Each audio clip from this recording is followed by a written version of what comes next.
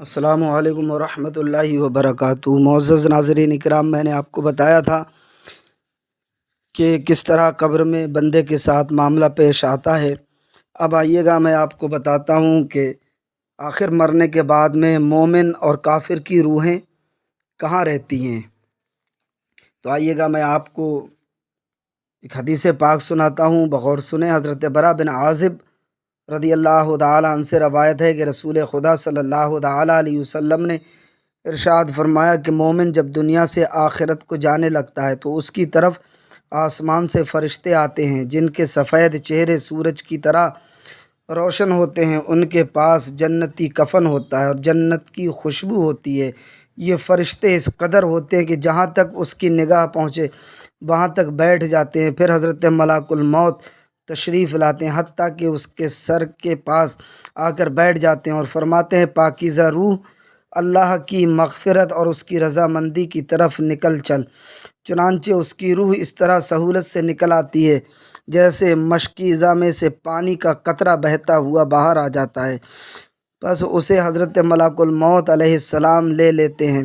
ان کے ہاتھ میں لیتے ہی دوسرے فرشتے پل بھر بھی ان کے ہاتھ میں نہیں چھوڑتے، حتیٰ کہ اسے لے کر کفن اور خوشبو میں رکھ کر آسمان کی طرف چل دیتے ہیں۔ اس خوشبو کے متعلق ارشاد ہے کہ زمین پر جو کبھی عمدہ سے عمدہ خوشبو پائی گئی ہے اس جیسی وہ خوشبو ہوتی ہے۔ پھر فرمایا کہ اس روح کو لے کر فرشتے اوپر چڑھتے ہیں اور زمین پر رہنے والے فرشتوں کی جس جماعت پر گزر ہوتا ہے وہ پوچھتے ہیں کہ یہ پاک روح کون ہے۔ وہ اس کا اچھے سے اچھا نام لے کر جواب دیتے ہیں کہ جس سے دنیا میں بلایا جاتا تھا کہ فلاں کا بیٹا ہے۔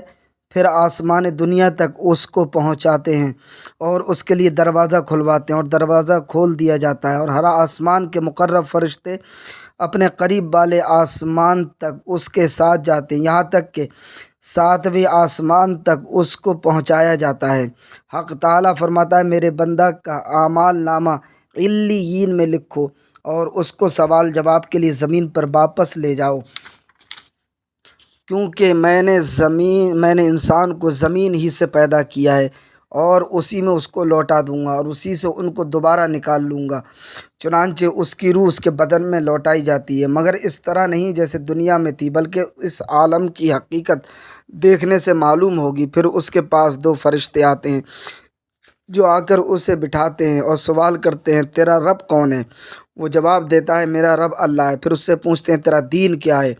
وہ جواب دیتا ہے، میرا دین اسلام ہے۔ پھر اس سے پوچھتے ہیں کہ یہ کون صاحب ہیں جو تمہارے پاس بھیجے گئے؟ وہ کہتا ہے، وہ اللہ کے پیغمبر ہیں صلی اللہ تعالیٰ علیہ وسلم۔ پھر اس سے پوچھتے ہیں، تیرا عمل کیا ہے؟ وہ کہتا ہے، میں نے اللہ کی کتاب پڑھی اور اس پر ایمان لایا اور اس کی تصدیق کی۔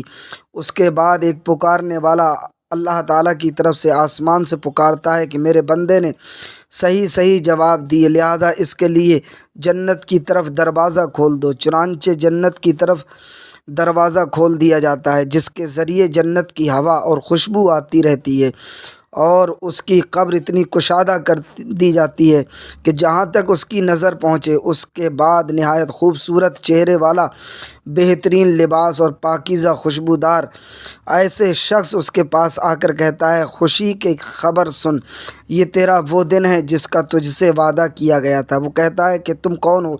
تمہارا چہرہ حقیقت میں چہرہ کہنے کے لائق ہے اور اس لائق ہے کہ اچھی خبر لائے۔ وہ کہتا ہے، میں تیرا عمل صالح ہوں۔ اس کے بعد وہ خوشی میں کہتا ہے، اے رب قیامت قائم کرتا کہ میں اپنے اہل و عیال اور مال میں پہنچ جاؤں۔ اور بلا شبہ جب کافر دنیا سے جانے اور آخرت کا رخ کرنے لگتا ہے تو سیاہ چہروں والے فرشتے اس کے پاس آتے ہیں اور اس کو لے جاتے ہیں۔